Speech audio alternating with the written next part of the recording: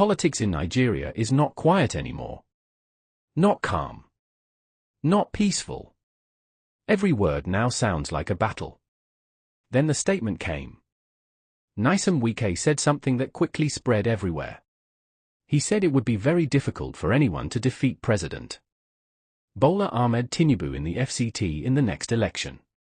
That statement was not just a statement. It immediately entered the political space like a challenge, like a prediction, and like a message to both supporters and opponents. In Nigerian politics, words like this are never ordinary. They are signals. They are warnings. They are strategies. Many people saw the statement as a show of confidence. Others saw it as early political pressure. Some people even said the election conversation has started too early when the country is still dealing with serious problems. But one thing was clear. The statement got attention.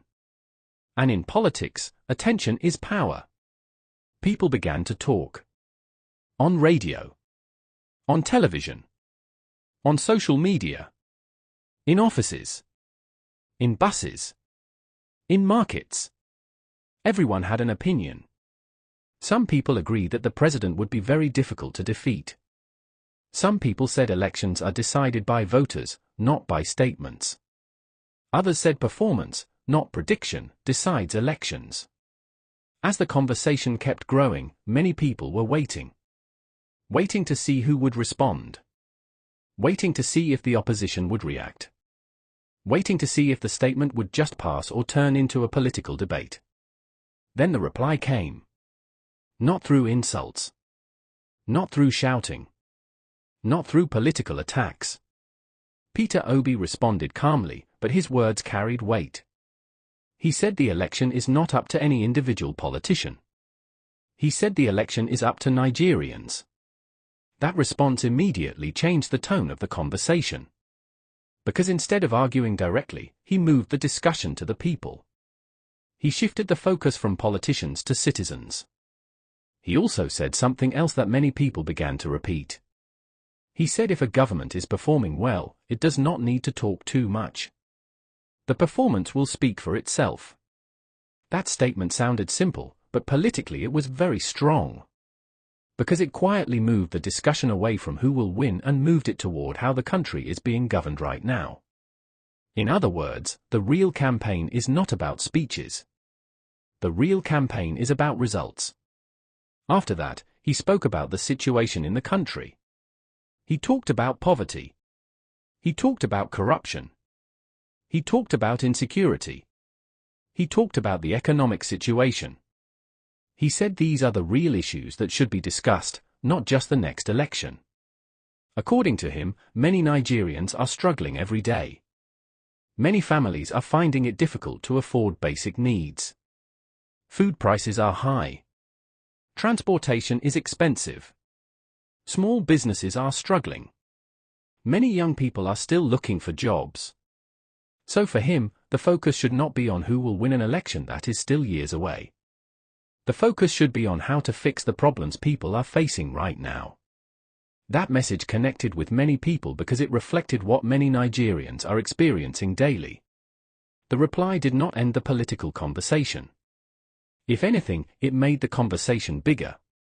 Because now the discussion was no longer just about whether someone can win in the FCT. The discussion became about governance, performance, and the condition of the country. And once a political conversation moves from elections to performance, it becomes more serious, more emotional, and more important to the public. That is how one statement turned into a national political conversation. After that first response, the conversation did not slow down. If anything, it became more serious and more focused on the real situation in the country rather than political predictions. Peter Obi made it clear that the real issue should not be about the 2027 election at this moment. According to him, Nigeria has more urgent problems that require immediate attention. He stressed that leadership should be about solving problems, not about discussing future elections when present challenges remain unresolved. He pointed out that many Nigerians are currently facing economic hardship. The cost of living has increased significantly. Food prices have continued to rise. Transportation costs have gone up. Rent and school fees are becoming more difficult for families to afford. Small businesses are struggling to survive due to inflation and low consumer spending. These are not political arguments. They are daily realities for millions of Nigerians. He also mentioned insecurity as one of the major issues that still needs serious attention. In many parts of the country, people still worry about safety, travel risks, and general security concerns. According to him, these are the areas where leaders should focus their energy instead of talking about future elections. The statement was seen by many analysts as an attempt to redirect the national conversation. Instead of allowing political discussions to focus on who will win or lose in the future, he shifted attention to governance, accountability, and the welfare of citizens. He emphasized that when the time for elections comes, Nigerians will make their decision themselves. He repeated that democracy is about the people, not about powerful individuals making predictions. He insisted that voters will always have the final say, regardless of political statements or political influence. This position reinforced his earlier statement that performance should speak louder than political confidence. In simple terms, if a government performs well, the people will naturally support that government. But if people are suffering, campaign speeches and political statements may not be enough to convince voters. Political observers noted that this response was strategic because it avoided direct personal attacks while still sending a strong political message. Instead of turning the issue into a personal disagreement between politicians, the discussion was kept at the level of governance and national performance. This approach changed the media conversation. Many discussions on radio and television began to focus more on the economy, inflation, unemployment, and security rather than just political power and election strategies. Some commentators argued that it was too early to start talking about the next election when the current administration is still in office and facing major economic and security challenges. Others, however, said political discussions about future elections are normal in a democracy and cannot be avoided. However, the main point from his response remained clear. Nigeria's biggest problem now is not politics. Nigeria's biggest problem is economic hardship, poverty, and insecurity. He also spoke about unity, stressing that the country needs stability, cooperation, and policies that improve the lives of ordinary citizens. According to him, political competition should not divide the country or distract leaders from solving national problems. He maintained that leadership should be measured by results such as job creation, economic stability, improved security, better education, and reduced poverty levels. These, according to him, are the real indicators of progress in any country. The discussion that followed his response continued across political circles, media platforms, and public discussions. Many Nigerians began comparing political statements with their daily realities, asking whether the country is improving or becoming more difficult for ordinary citizens. The debate also raised a broader national question about governance and accountability. Should political leaders focus on future elections or on present governance? Should political strength be measured by influence or by performance? Should public confidence come from political speeches or from economic improvement and security? These questions continued to dominate political discussions after the exchange. And as the conversation continued, it became clear that the issue was no longer just about one statement or one reply, but about the direction of the country and the expectations Nigerians have from their leaders. The political exchange between Nyesom Wike and Peter Obi did more than create headlines. It opened a wider national conversation about leadership, performance, and the future of Nigeria. Because beyond statements and replies, many Nigerians are now paying closer attention to governance itself. People are watching policies. They are watching prices. They are watching security. They are watching whether their daily lives are improving or becoming more difficult. This is important because in a democracy, public opinion is not formed only during elections. Public opinion is formed every single day. It is formed in markets where food prices change every week. It is formed in offices where salaries do not match the cost of living. It is formed on roads where transport fares continue to increase. It is formed in homes where families are adjusting their lifestyle just to survive. These daily experiences slowly shape how people think about leadership and government performance.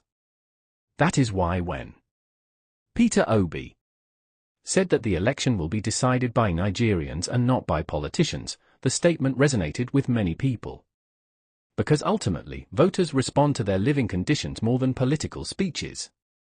At the same time, supporters of the current administration led by Bola Ahmed Tinubu argue that economic reforms take time and that difficult decisions are sometimes necessary before improvements can be seen. They believe that long-term policies may eventually stabilize the economy and improve national development. This difference in opinion is normal in any democracy. Some people focus on present hardship. Some people focus on future expectations. Some people judge based on policy direction. Others judge based on immediate results. But what is clear is that Nigerian politics is gradually changing. In the past, elections were often influenced mainly by political structures and strong political figures. Today, economic realities, social media discussions, and public awareness are playing a bigger role in shaping political opinions. More citizens are asking questions. More citizens are comparing leaders. More citizens are discussing policies, not just political parties. This does not mean politics has become simple. If anything, it has become more competitive and more unpredictable. The reason is simple. When people are comfortable, they may not pay too much attention to politics. But when people are struggling, politics becomes personal. Fuel price becomes political. Food price becomes political. Exchange rate becomes political. Security becomes political. Employment becomes political. Everything begins to connect to leadership.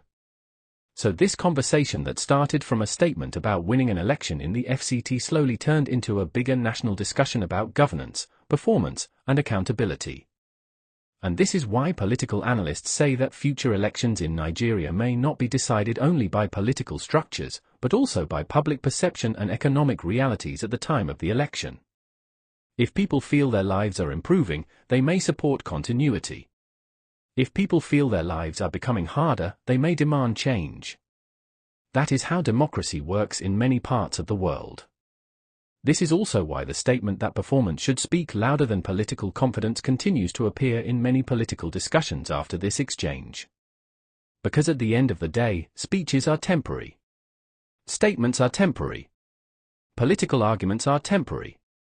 But the economy people live in every day is not temporary. Security is not temporary. Employment is not temporary. The cost of living is not temporary. These are the things that stay with the people every day, and these are the things that often influence political decisions more than campaign promises. As Nigeria continues moving toward the future, political conversations like this will continue to happen. Statements will be made. Replies will be given. Supporters will argue. Opponents will respond. But beyond all the political noise, the most important audience is not politicians. The most important audience is the Nigerian people. Because they are the ones who experience the economy. They are the ones who experience security or insecurity. They are the ones who experience the cost of living. They are the ones who experience government policies directly. And in the end, in any democracy, the people may be quiet for a long time. But when the time comes to decide, they speak with their votes. And that is why moments like this are important in Nigerian politics. Not because of one statement. Not because of one reply. But because of what the conversation reveals about the country. It shows that politics in Nigeria is no longer only about political parties or powerful individuals. It is now also about performance, accountability, and public opinion. When Peter Obi said Nigerians will decide, he was pointing to something very important, the power of public sentiment. And when Nyesom Wike spoke confidently about election difficulty in the FCT, he was also pointing to political strength and structure. So in reality, both statements represent two different sides of politics. One side believes in political structure and influence. The other side believes in public opinion and voter decision. The real question is which one will matter more in the future. Political structure or public sentiment? Power or performance? Influence or results? As Nigeria moves closer to the next election cycle, these questions will only become louder. Because in the end, Nigerian politics is never quiet for long.